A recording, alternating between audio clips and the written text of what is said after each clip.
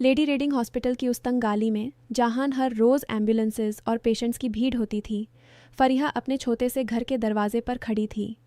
उसके चेहरे पर थकान और बेचैनी साफ दिखाई दे रही थी। आज फिर से अदनान का बेटा अहमद थेरेपी से वापस आने वाला था और उसके साथ नए खर्चों के ख्याल उसके दिल को चुभ रहे थे। ये दूसरी शादी उसके लिए एक नई उम्मीद थी, मगर अब लग रहा था कि थेरेपी के बिल्स उसके हर सुकून को चुरा रहे हैं। दोस्तों, अगर आप भी ऐसी दिल को छूने वाली कहानियाँ सुनते हैं जो ज़िंदगी की असली हकीकत बताती हैं, तो प्लीज़ वीडियो पूरी देखने के बाद सब्सक्राइब कर दें। इन कहानियों को तैयार करने में बहुत मेहनत और वक्त लगता है। ये हमारा रोज़ का गुजारा का सहारा है। जो भी सब्सक्राइब करेगा उसके लिए मैं अपने दिल से दुआ करती हूँ कि उसकी ज़िंदगी हमेशा खुशियों से भरी रहे और हर मुश्किल आसानी से हाल हो जाए। फरीहा की उम्र 31 साल थी। वो स्लिम और सिंपल सी औरत थी, हमेशा सलवार कमीज़ में रहती थी। उसके बाल लंबे थे जो वो चोटी में बांधती थी।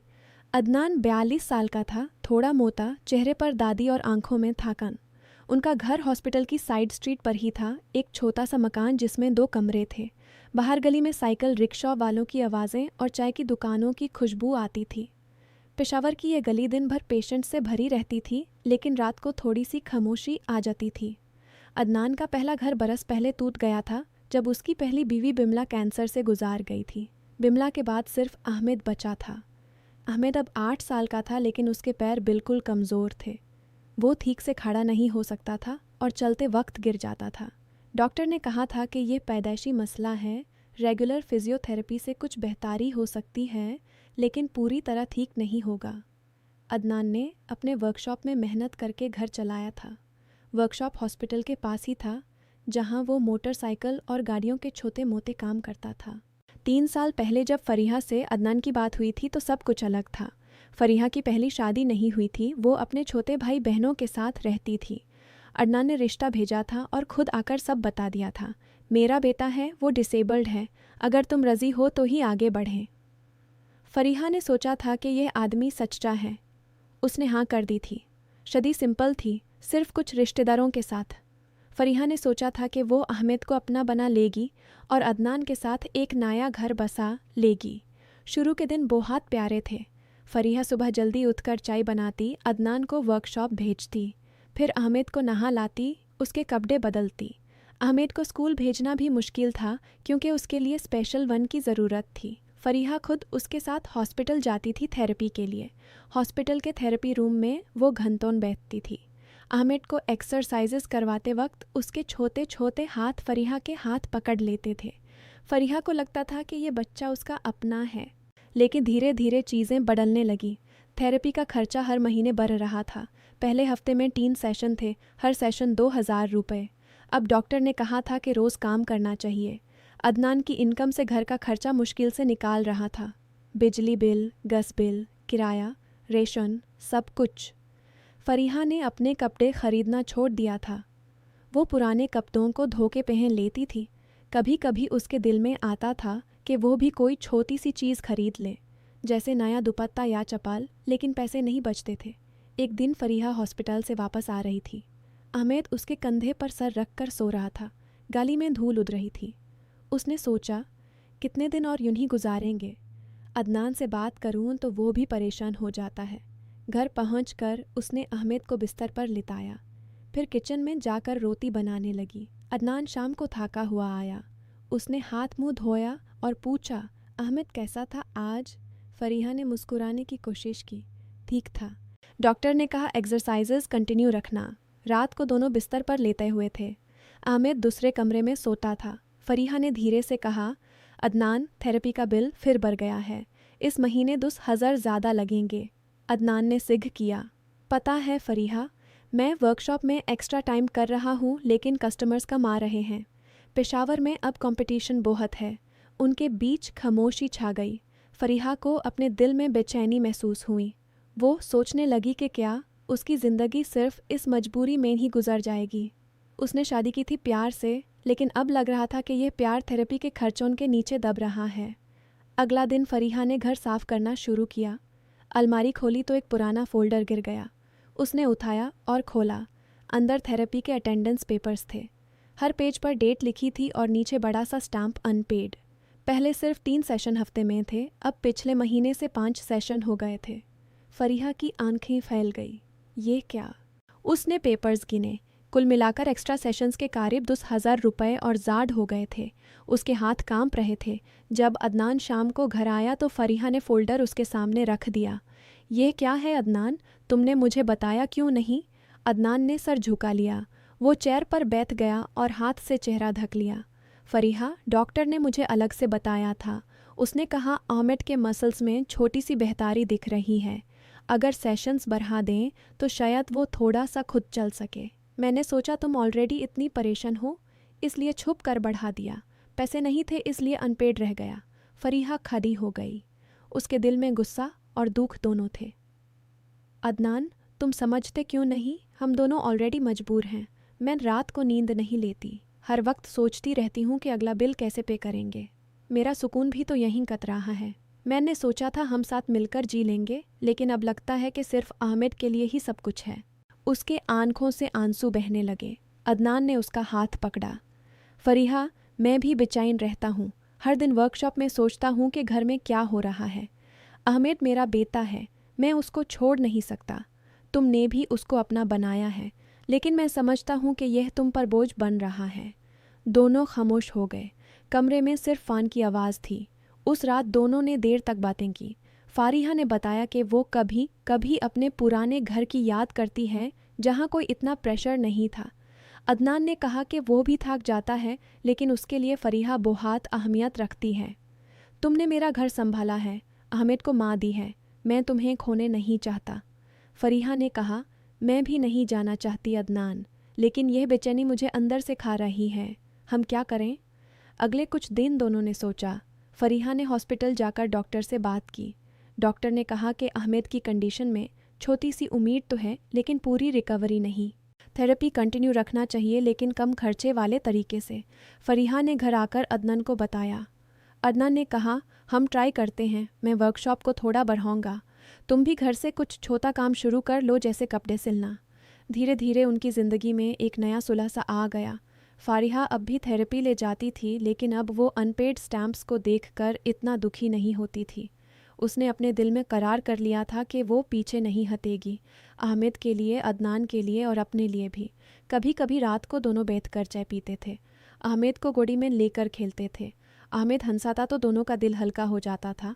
फरीहा को अब भी बेचैनी होती थी। कभी सोचती थी कि अगर ये खर्चे ना होते तो उनकी ज़िंदगी कितनी आसान होती, लेकिन वो जानती थी कि ज़िंदगी मजबूरियों से भरी है। अदनान भी उसको समझता था। एक दिन उसने फरीहा को मार्केट से एक नया दुपट्टा ला कर दिया। ये तुम्हारे लिए, तुम हमेशा सोचती रहती हो, अपने बारे में नहीं। फरीहा ने मुस्कुराते हुए उसको पहना। उस वक्त उसके दिल में हल्का सा सुकून महसूस हुआ। महीने गुजारते गए। थेरेपी के बिल्स अब भी आते थे, लेकिन दोनों मिलकर मैनेज करते थे। कभी अदनान का कोई पुराना कस्टमर एक्स्ट्रा पेमेंट कर देता था, कभी फरीहा के भाई ने मदद की। उनका घर छोटा था, लेकिन प्यार से भरा था। आहमेद अब थोड़ा सा बेहतर चल रहा था। बिल्कुल नहीं, लेकिन पहले से ज़्यादा खुद को संभाल लेता था। डॉक्टर ने कहा था कि ये छोटी बेहतारी थेरेपी की वजह से है। फरीहा एक दिन हॉस्पिटल की गाली में फिर खड़ी थी। फोल्डर अब उसके हाथ में था, लेकिन इस बार उसने नए पेपर्स भरे थे। अनपेड स्टैम्प अब भी था, लेकिन उसके चेहरे पर पहले वाली बेचैनी कम थी। वो सोच रही थी कि ज़िंदगी में कभी कभी मजबूरी ही इंसान को मजबूत बनाती है। अदनान उसके पास आया और उसका कंधा पकड़ा। चलो घर चलते हैं फरीहा, आज आहमेद के लिए दूध और बिस्किट्स लाए हैं। घर आते वक्त दोनों ने हाथ में हाथ दिया। आहमेद घर पर था, अपने खेलने वाली चीज़ों के साथ। फरीहा ने उसको गाले लगाया। उसके दिल में अब भी बोझ था, सुकून पूरा नहीं था, लेकिन वो जानती थी कि यह उसका घर है, ये उसका परिवार है। वो पीछे नहीं हटने वाली थी। उसके बाद के दिनों में फरीहा ने अपनी बेचैनी को अपने अंदर ही रखा। वो सुबह उठकर घर संभालती, आहमेद को एक्सरसाइजेस करवाती, अदनान को खाना पकाती। अदनान भी उसको सपोर्ट करता। कभी कभी वो दोनों बैठकर फ्यूचर की प्लानिंग करते। जब आहमेद बड़ा हो जाएगा तो शायद वो स्कूल कंप्लीट कर ले, हम उसको कोई छोटा काम सिखा देंगे। फरीहा हंस कर कहती, हाँ, और हम दोनों भी थोड़ा आराम कर लेंगे। पेशावर की गलियों में ज़िंदगी ऐसी ही चलती रहती थी। हॉस्पिटल की सायरेन्स, रिक्शा की घंटियाँ, चाय की दुकानों की आवाज़ें। फरीहा अब इन सबको अपना समझती थी। उसने अपनी मजबूरी को कबूल कर लिया था। दिल अब भी थोड़ा भारी रहता था, लेकिन उसका कदम पीछे नहीं हटता। वो जानती थी कि केयर गिविंग का ये सफ़र आसान नहीं है, लेकिन इसमें ही उसकी असली ताकत है। एक शाम जब बारिश हो रही थी तो तीनों घर के छोटे से वरांडा पर बैठे थे। अहमद फरीहा की गॉड में था। अदनान उसके सर पर हाथ फेर रहा था। फरीहा ने सोचा कि ये पल ही ज़िंदगी है। खुशियाँ बड़ी नहीं होती, छोटी छोटी होती हैं। थेरेपी के खर्चे अब भी थे, लेकिन उनका प्यार उनको संभाले हुए था। फरीहा ने अपने दिल से दुआ की कि अल्लाह उन सबको हिम्मत दे। उसने अदनान की तरफ देखा और मुस्कुराई। अदनान ने भी जवाब में मुस्कुराहट दी। उनके बीच अब कोई बड़ा फैसला नहीं था, सिर्फ छोटी सी बेचैनी थी जो उनको और करीब ला रही थी। इस तरह उनकी ज़िंदगी चलती रही। फरीहा अब भी हॉस्पिटल जाती थी, बिल्स मैनेज करती थी, लेकिन अब उसमें एक नया सब्र था। अमित के लिए वो कुछ भी कर सकती थी और अदनान के साथ मिलकर ये सफ़र पूरा करना चाहती थी। मजबूरी ने उनको अलग नहीं किया था, बल्कि उनको एक दूसरे का सहारा बना दिया था। गाली के लोगों को भी अब उनका परिवार अच्छा लगता था। कभी कोई आंटी आकर पूछती, फरीहा बेटी अमित कैसा है? फरीहा हंसकर जवाब देती, ठीक है आंटी, हम सब ठीक हैं। अंदर से वो जानती थी कि ठीक होना आसान नहीं, लेकिन वो ट्राई कर रही थी। ऐसे ही दिन गुजरते गए। फरीहा का दिल अब भी कभी कभी भारी होता था जब वो अनपेड बिल्स देखती थी, लेकिन वो जानती थी कि ये उसकी मजबूरी है और इस मजबूरी में ही उसकी ज़िंदगी का मतलब है। अदनान उसके लिए हमेशा खड़ा रहता था। दोनों ने एक दूसरे को समझ लिया था। अहमद अब थोड़ा ज़्यादा खुश रहता था। वो अपने पैरों को थोड़ा सा हिलाता था और हंसाता था। फरीहा उसको देखकर सोचती थी कि यह छोटी सी उम्मीद ही काफ़ी है। पूरी रिकवरी की ज़रूरत नहीं, सिर्फ यह छोटा सा प्यार और केयर काफ़ी है। रात को जब सब सोते थे तो फरीहा कभी कभी उठकर बाहर देखती थी। पेशावर की रात ठंडी होती थी। हॉस्पिटल की लाइट्स दूर से दिखती थी। वो सोचती थी कि कल फिर थेरेपी के लिए जाना है, लेकिन अब उसमें डर नहीं था, सिर्फ एक सुलह थी। अदनान एक दिन उससे कहा, फरीहा तुमने बहुत कुछ सहा है, मैं तुम्हें हमेशा सपोर्ट करूँगा। फरीहा ने उसके कंधे पर सर रख दिया। हम दोनों साथ हैं अदनान, बस यही काफ़ी है। इस तरह उनका सफ़र जारी रहा। बेचैनी थी, मजबूरी थी, लेकिन प्यार भी था। फरीहा का कदम आगे ही बढ़ता था। दिल भारी था, मगर उसने पीछे मुड़कर नहीं देखा। यह उनकी ज़िंदगी थी और वो इसको अपने तरीके से जी रही थी। महीनों बाद भी यह रूटीन चलता रहा। थेरेपी फ़ोल्डर अब भी अलमारी में रखा था, लेकिन अब उस पर नए पेमेंट्स के रिसीप्ट्स भी थे। फरीहा ने अपने आप को स्ट्रॉन्ग बना लिया था। वो जानती थी कि केयर गिविंग सैक्रिफाइसेस आसान नहीं होते, लेकिन ये ही उसकी असली कहानी थी। पेशावर की गाली में उनका छोटा सा घर अब भी खड़ा था। अंदर प्यार और समझ थी। फरीहा, अदनान और अहमद तीनों मिलकर ज़िंदगी को फेस कर रहे थे, सॉफ्ट सी कबूलियात के साथ, बिना किसी बड़ी उम्मीद के, सिर्फ रोज़ की छोटी छोटी खुशियों के साथ। फरीहा अब रात को सोते वक्त सोचती थी कि कल क्या होगा, लेकिन उसकी बेचैनी अब पहले से कम थी।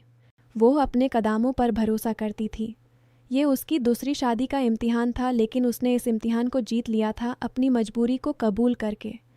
और यूं ही उनकी कहानी चलती रही, सिंपल सी, इंसानी सी, जिसमें हेल्थ केयर की डेट और केयर गिविंग के सैक्रिफाइसेस ने उनको एक दूसरे से और करीब कर दिया था। फरीहा का दिल अब भी थोड़ा सा भारी रहता था, लेकिन उसका प्यार और कमिटमेंट कभी नहीं हिलता था। यह थी उनकी असली ज़िंदगी, पेशावर की गलियों में, लेडी रीडिंग हॉस्पिटल के पास।